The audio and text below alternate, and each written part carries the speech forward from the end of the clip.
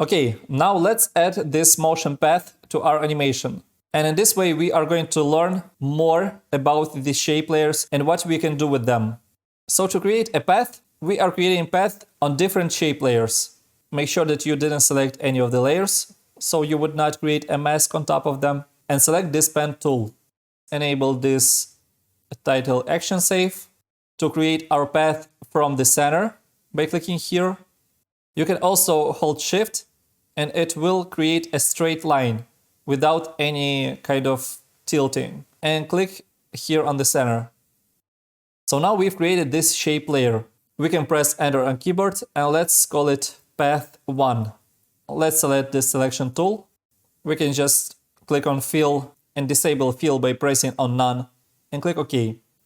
So let's change the color of stroke. Maybe let's set it to this same color and click OK. And let's change the width of stroke. Let's set it something small like 7 or 8. To add more complexity to this path, you can also go to the stroke and change it to linear gradient and click OK. And by this handle, we can set this gradient to go from center up to center of our circle. And now we can change the color of this gradient to whichever we like. For example, we can select this color and go from this color to this color and click OK. So now as you can see, we have variation of the color, which gives more professional kind of look instead of having just a simple one color. Second thing which we can do, let's just disable this title action save. We can add a bit more complexity. Let's open this path, contents, and this shape. And here in gradient stroke, we can change line cap, which is a really cool effect.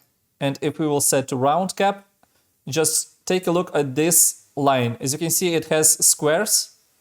If I'm gonna zoom in closer, we have this squared kind of shape, which doesn't really look good. So let's change to round cap. And now as you can see, it much more smoother and rounded. And to add more complexity, we can duplicate this shape layer by pressing Ctrl D and change this shape 1. And change this stroke. And now we can click on this stroke and change it to solid. And let's set this solid to white color. As you can see, it's changed from gradient to the simple stroke. And now if we will change the stroke width to make it thicker like this and change the opacity, we can add this kind of glow, which would look a bit more interesting. Let's maybe set it to 9. So we will have only kind of hint of this glow, or maybe to 11. But don't overdo it. You'll take a look. You'll see that if I'm gonna disable this stroke, it doesn't really make so much impact, but overall it adds more complexity to your design.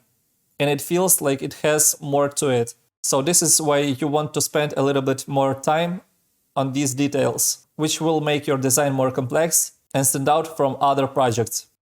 Okay, so now we want to animate this path. Basically for animation, we can select our path, and here in contents, we can click add. And here you can see a bunch of options. You can create another shapes. You can create a group and group all of these properties into separate groups if you will need in future. Then you have this fill and gradient stroke, which we already covered. And now we have a complete new section. These things will modify your shapes. For example, zigzag will add exactly as it's called, zigzag. And if you will open it, you will be able to change any properties and add more kind of interesting look. And all of these properties are animatable. And if you will want, you will be able to change it. In my case, I want to delete this. And you can basically just go through all of them and see what it does. In our case, we will use only those which really make sense in our design. So wiggle path is also not for us. Basically, today we are going to use repeater, which is really powerful and most used effect, and trim paths, which even more used effect. Also, we will use twist because it's really fun And basically, it will cover most of your needs in motion design. So let's use trim path for our animation. So I've selected trim path, and now we can just animate this end and start percentage. Here is the start. I want to set this end to 0 and set a keyframe. Then when this motion ends, let's set it to 100%.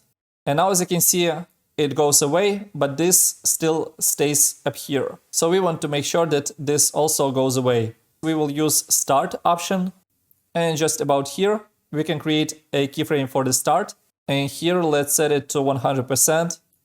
So it will trim our path from the start to the end. Let's set it to 100%. And basically with this animation of the end, as you can see from 0 to 100%, we are drawing this line. And with this animation with the start, we are animating this kind of beam. And now what we'll have to do is to change these keyframes so this animation would look more like a path of our circle. So first of all, let's concentrate on this end animation.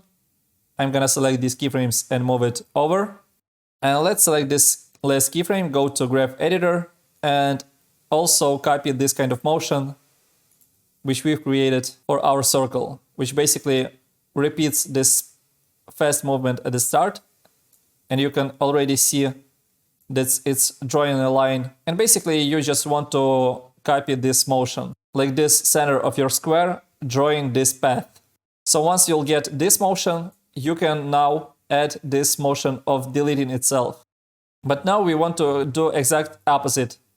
We want to start it smooth and slow, and then fast at the end.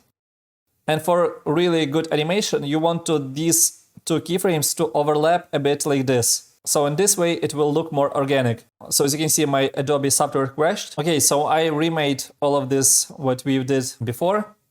So this is a good idea to remember this shortcut, Control Save. Okay, now we have this animation.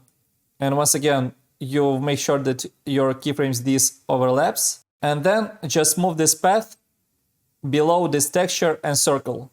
So it would be below of our shapes. And maybe let's press F9 on this last keyframe, so it would be a bit slower at the end. And by the way, we can always cut this path to this moment. So we would know that this path goes only from 0 second to second. It would be much easier visibly to see where your path starting animation. So now I'm pressing 0 on numpad to see preview, and it looks pretty good. And this is our first path. So as you remember from preview, this second path is much more interesting, and we will create it in the next video. See you in the next video.